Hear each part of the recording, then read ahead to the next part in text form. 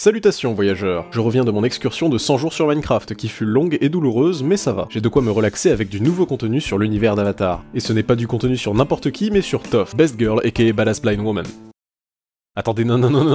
Un nouveau comics donc, paru en février, et moi aussi il m'était passé sous le nez. Je ne crois d'ailleurs pas qu'il soit déjà disponible en français, mais, dans ma grande bonté, je vais quand même vous le raconter. Alors détendez-vous, et voici pour vous l'histoire du nouveau comics montrant la rencontre de Toph avec la maîtrise de la lave. Toph Metal Bending Academy. L'histoire commence dans la nouvellement formée Académie de maîtrise du métal, où Toph forme ses étudiants à cette nouvelle maîtrise. Elle semble fière de ses étudiants, mais quelque chose ne va pas. À ce moment, Sokka et Suki arrivent et découvrent que l'académie est maintenant complètement fonctionnelle, et Toph leur fait la visite. Suki la complimente, son école est maintenant parfaitement opérationnelle et totalement finie, mais Toph semble ailleurs et ne réagit pas avec autant d'excitation. En effet, tout fonctionne, ses étudiants sont parfaits, les factures sont payées, il y a des gens qui s'occupent de tout ce dont l'école a besoin, et il en résulte que Toph s'ennuie. La vie n'a plus aucune saveur pour elle, plus d'aventures épiques et de combats dantesques, juste la même routine encore et encore. Se lever, manger, enseigner et dormir. Suki, saisissant l'occasion, décide de l'inviter à un concert, ce que Toph accepte avec grand enthousiasme. Il s'agit des musiciens que le gang de l'Avatar avait rencontrés à Omashu avant de connaître Toph, et c'est toujours avec grand enthousiasme que Toph assiste à ce concert au premier rang. Après 3 heures de calvaire, elle décide de sortir prendre l'air. Marchant dans la rue, elle ressent des vibrations inconnues, c'est de la maîtrise de la terre, mais quelque chose est différent. Elle suit les vibrations jusqu'à ce qui semble être un tournoi de maîtrise clandestin. Plein de maîtres s'affrontent dans ces souterrains, et pour Toph, c'est un voyage nostalgique vers ce temps où elle se battait au tournoi des maîtres de la terre.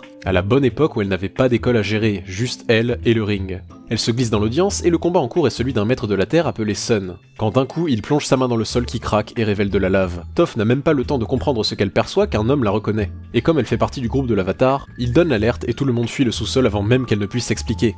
Elle leur crie qu'elle n'est pas leur ennemi et qu'elle veut juste assister au combat, mais il est déjà trop tard. De retour à l'école le lendemain, Toph expédie toutes les questions administratives, et s'énerve que tout soit toujours parfait. En partant, ses étudiants, et en passant celui-là ressemble beaucoup à Kevin Levin, essayent de comprendre ce qui ne va pas. Ils ont entendu parler du tournoi de maîtrise souterrain, et après discussion, décident de prouver leur valeur à Toph en y participant. La nuit venue, Toph revient sur le lieu du tournoi, mais il n'y a personne. Quelqu'un ouvre la porte derrière elle, mais en la voyant, il fuit immédiatement. Un énorme vrombissement pousse Toph à sortir, et elle voit Chong, le chanteur du groupe de la veille qui cherche de l'aide. Il est poursuivi par une horde de fans, et se plaint de ne pas pouvoir recevoir autant d'amour. Il remarque cependant que Toph semble triste. Elle ne comprend pas que les gens du tournoi la rejettent alors qu'elle était elle-même littéralement comme eux. Elle est là à s'ennuyer dans son école où tout est parfait sans aucun challenge, alors que dehors il y a des gens comme Sun qui manipulent une nouvelle forme de maîtrise de la Terre. Pendant ce temps, les étudiants discutent sur le chemin du tournoi, malgré le fait qu'ils ne soient pas tous d'accord pour y aller, mais bon, on ne laisse pas un ami tout seul, blablabla, bref, retour à Toph. Toujours avec Chong quand tout à coup elle ressent de nouveau les vibrations de maîtrise et décide d'y aller. Les étudiants de Toph arrivent aussi. Elle décide de passer par le toit pour ne pas de nouveau faire fuir tout le monde, et décide d'observer par en haut avec l'aide de Chong.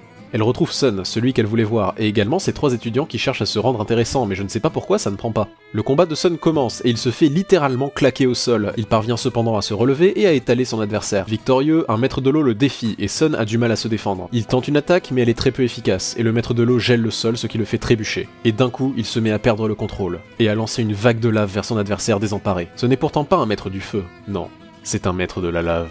Tout le monde fuit le tournoi. Le problème, c'est que la lave, c'est plutôt destructeur et les poutres en métal ne tiennent plus. Heureusement que les meilleurs étudiants de Toph sont là pour sauver la situation.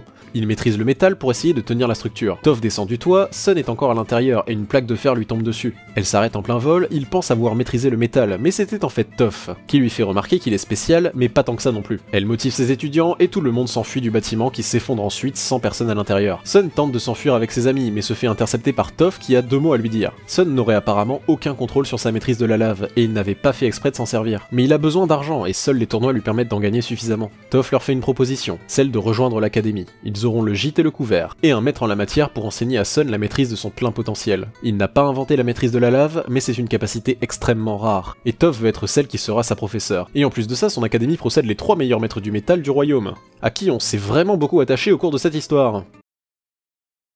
Comment fonctionne l'ironie?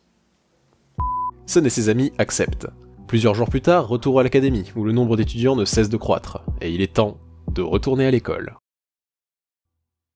Et voilà, ce fut l'histoire de la nouvelle BD, Toph Metal Bending Academy. Alors oui, je me suis fait la même réflexion, c'est court, à peine une 70aine de pages en tout, et honnêtement, je m'attendais à un peu plus en termes de contenu.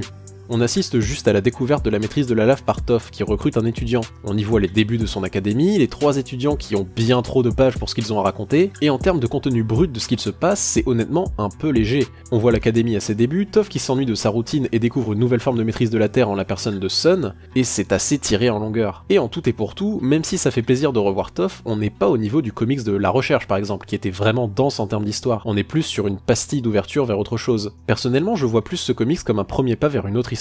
Et vous, qu'en pensez-vous? Dites-le moi dans les commentaires, le comics n'est qu'en anglais si vous voulez l'acheter et vous faire votre propre avis. Je suppose qu'on aura droit à une version française un peu plus tard. Et sur ce, je vous dis salutations voyageurs. Ah oui, et si cette vidéo vous a plu, mettez un pouce bleu. Je le demande jamais, donc je suis curieux de voir si ça fait une différence si je le demande ou pas. Allez, salutations.